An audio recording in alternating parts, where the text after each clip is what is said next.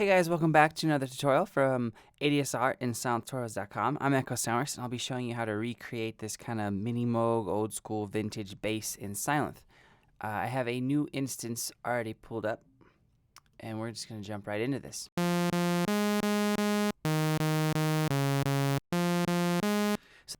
Alright, so one of the reasons why I like this type of sound is because it blends nicely with more contemporary, modern sounding leads and basses. So sometimes I'll throw this in and layer it with like a really rough digital sounding bass just to kind of warm it up a little. So let's start.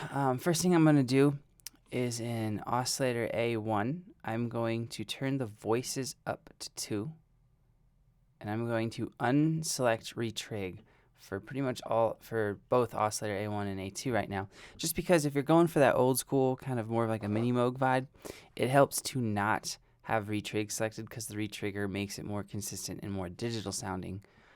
Now I'm going to down tune this to -2. Don't want to hit that note. Sorry, I bumped that on accident. So just turn the octave down to -2.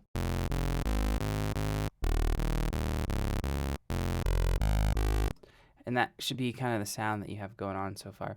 And now you're going to do the same thing in Oscillator A2. You're going to change it from the sine wave to this saw waveform. You're going to give it 2 voices. Make sure retrigger is unselected. And then you're going to pitch this one down to just 1 octave under 0, so just -1.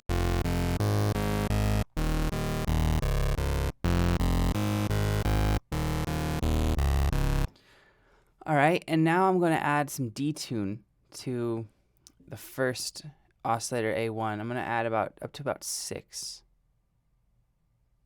I'm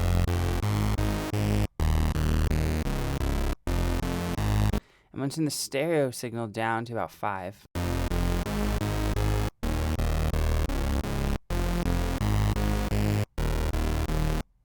And then on Oscillator A2, I'm going to turn this volume down a little bit because I don't want as much of the bass, of the midtones coming through, because I want to keep it louder on the lower end of things. So I'm going to turn the volume down to about 6.24, I think it is, or around there.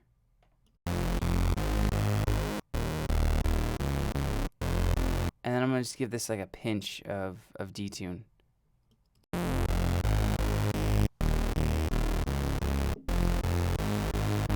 Alright, moving down to the filter section, to kind of keep it, going to just use a standard low pass cutoff type, filter type, just to kind of keep it with that Mini Moog type vibe.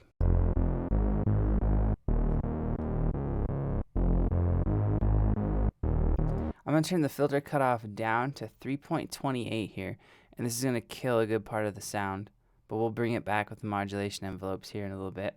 I'm going to boost the resonance to about 1.86 or near 2. So with cutoff, that's what it should sound like. I'll keep the cutoff up for a minute so you can hear it. And then I'm going to turn this drive up to about 3, just to get things thicker and warmer.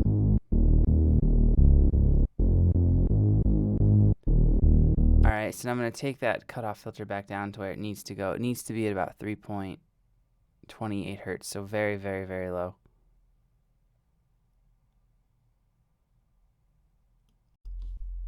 So right now it's almost kind of like a sub. And then with the cutoff for the master filter control, I'm going to turn this up to about 313 or 312. And I'm going to keep the resonance and key track down all the way. So that pretty much squares away the oscillators and the filter and the master filter control. So now let's go to these modulation envelopes, which are going to be important for this sound. So in this first slot, I'm going to select CUTOFF A, and I'm going to turn this knob here up to 7.81. Yeah. And now to actually hear that sound, what I'm going to do is I need to turn up one of our combination of these, the ADSR for the modulation envelope. So I'm going to turn up the decay to 3.74.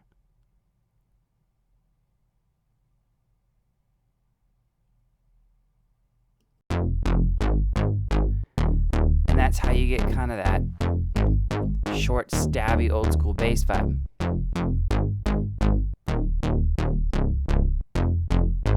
Alright, and so that's why, now if you had the cutoff filter up too high, kind of loses its bass. So that's why I turn the cutoff filters so low for the filter A cutoff. So now I'm going to go, just to make the sound a little bit more playable and fun, I'm going to go to my mod wheel, the miscellaneous, assign the mod wheel, and assign cutoff.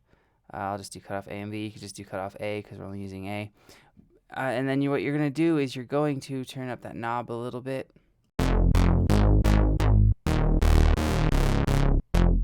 So it gives you a little bit of playability and expressiveness if you want some notes to kind of hit the filter a little bit harder. So now let's go to the effects section, and in that I'm going to select the EQ, and I'm going to turn on the reverb. And for the EQ, what we're going to do is just kind of boost some of the bass frequencies a little. So I'm going to turn down the bass to about 6.79 dB, and then I'm going to boost the frequency up to about 191.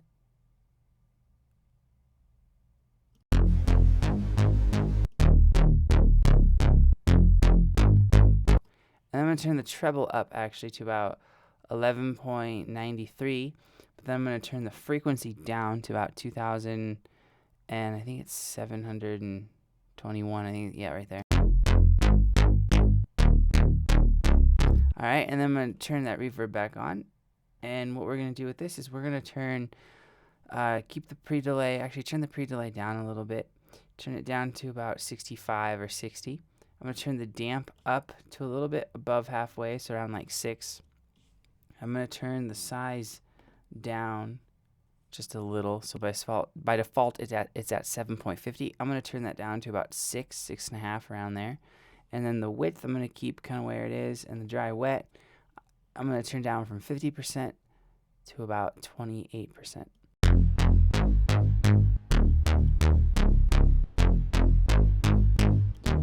And that is pretty much the sound, guys. If you have any questions or comments, let me know below, and I'll get back to you as soon as I can. And if you haven't checked out sylenthtutorials.com, head on over there. Tons of cool things, Sylenth. And thank you for watching, and I'll see you next time.